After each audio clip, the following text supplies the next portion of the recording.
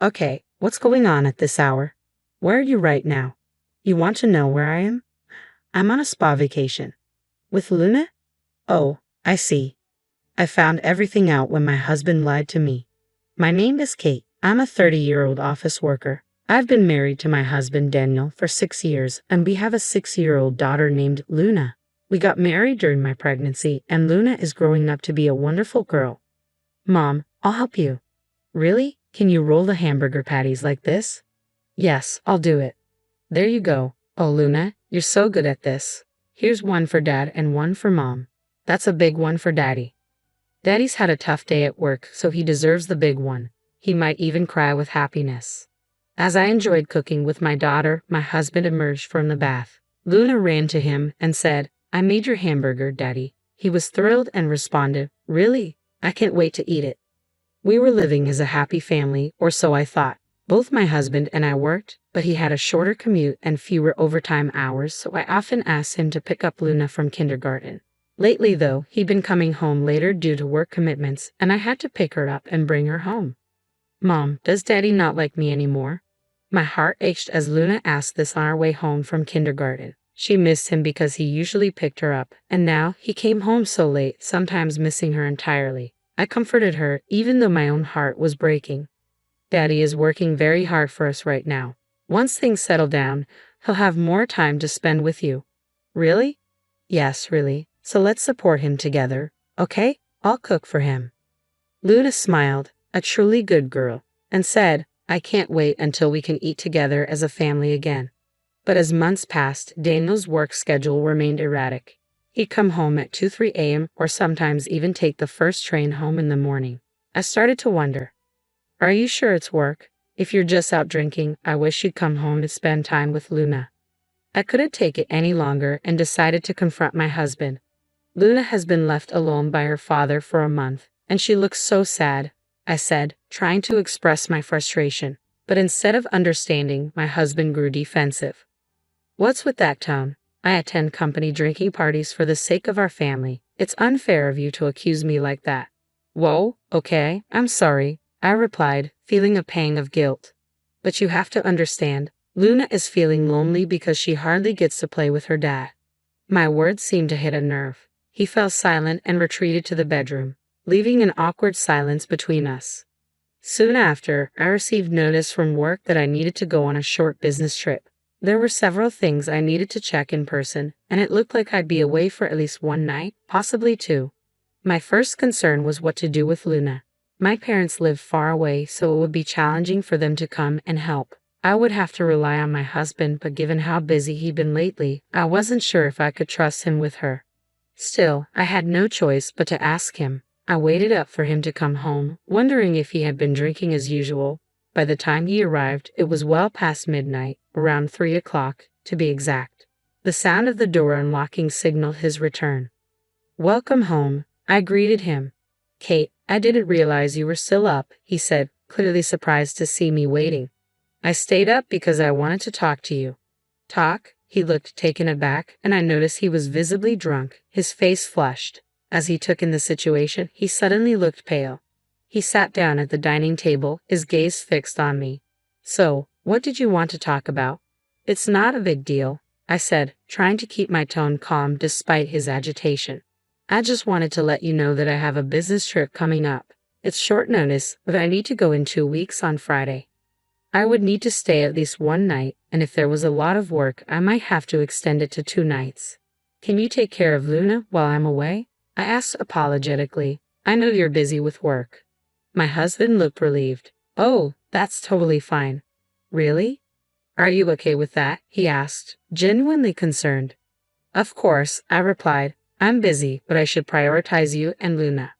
"Actually, how about I take a day off and take Luna on an overnight hot spring trip?" he suggested. "I haven't had much time to spend with her lately. I'm sure she'd love that." I was relieved to hear him say that. It reassured me that he cared about our family. Until recently, I had been worried about whether he truly valued us, but it seemed my concerns were misplaced. The next morning, as I was taking Luna to kindergarten, I told her the news. "What?" she asked, eyes wide with excitement. "Daddy and I are going on a hot spring trip together," I said. Luna's face lit up with happiness, and seeing her so excited made me happy too. Then came the day of my business trip. It was my first trip since Luna was born, but it went smoother than I had anticipated. The people I met were very organized and had everything ready for me to review. I finished my work by 7 p.m. and thought to myself, if I'm done already, maybe I can go home today. I wasn't sure if I would need to stay one night or two until I assessed the status of my work. I had planned to spend the first night at a manga cafe instead of a hotel to avoid any cancellation fees. With this plan, I could catch the last train home if I managed to get a ticket. I looked forward to a relaxing evening at home if necessary.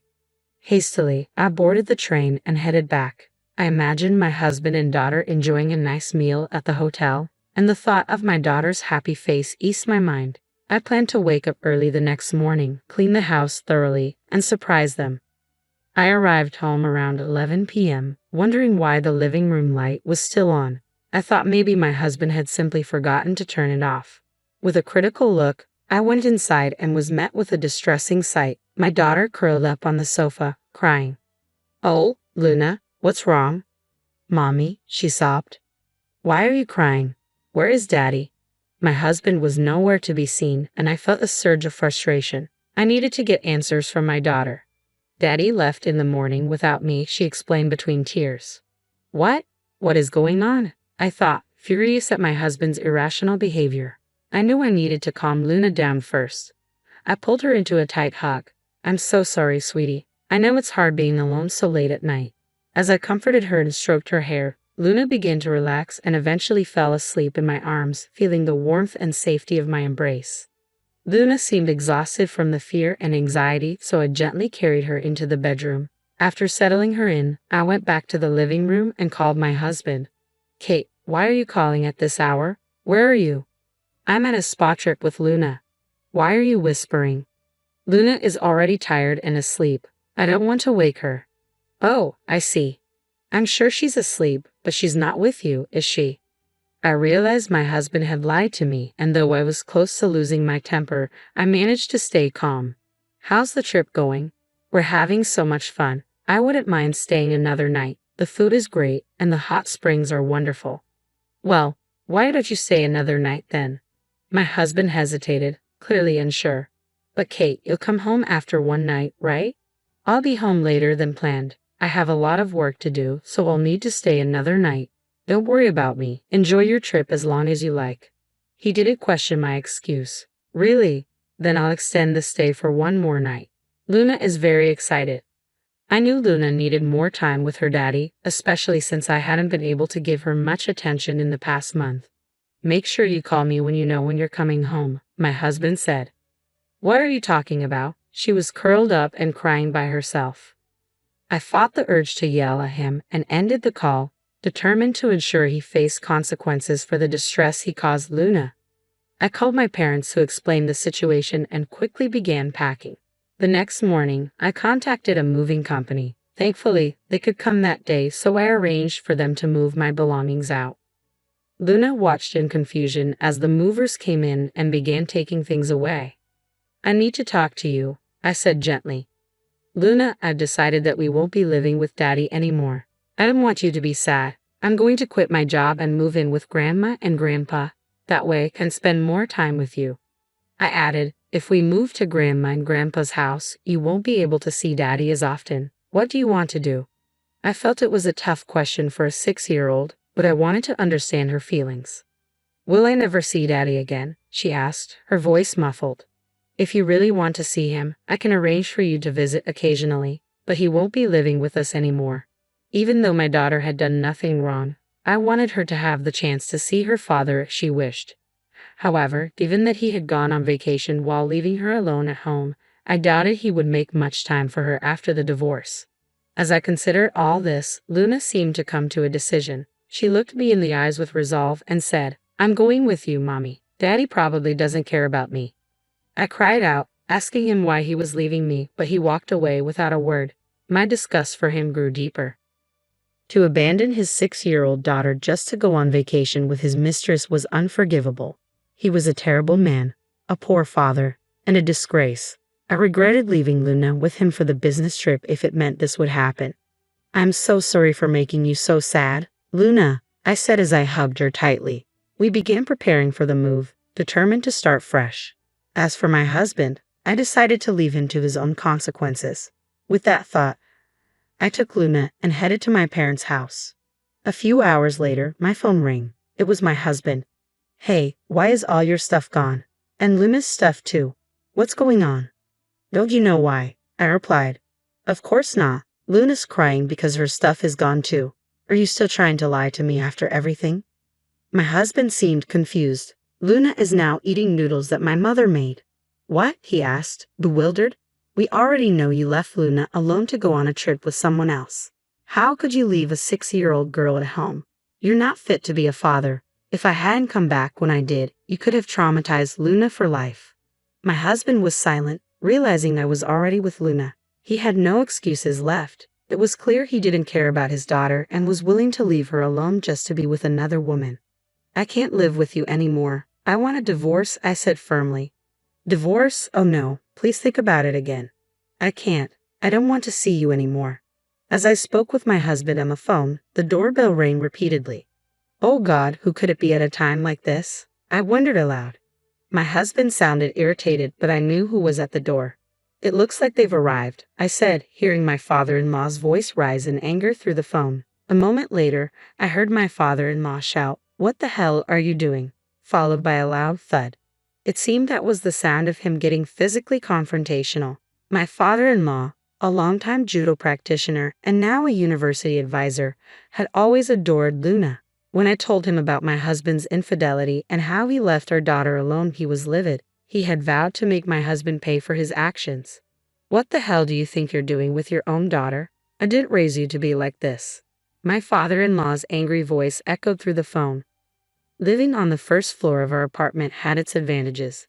At least there wouldn't be complaints from downstairs neighbors. But since we had already moved out, it was no longer a concern. My father-in-law's intervention ensured that the divorce process went smoothly. I was awarded full custody, and my husband paid alimony and child support in one lump sum. I even managed to secure additional alimony from his mistress. My husband's attempts to remarry his mistress failed. She was only interested in a fling and didn't want marriage. Now, he faced shame at work, had been disowned by his parents, and had lost both his mistress and his daughter. As for me, I'm finding happiness at my parents' house, spending quality time with Luna. My parents are farmers, so I help them with their work, and Luna enjoys the fresh vegetables from their farm. She seems to thrive in this natural setting, and I'm committed to putting her needs first.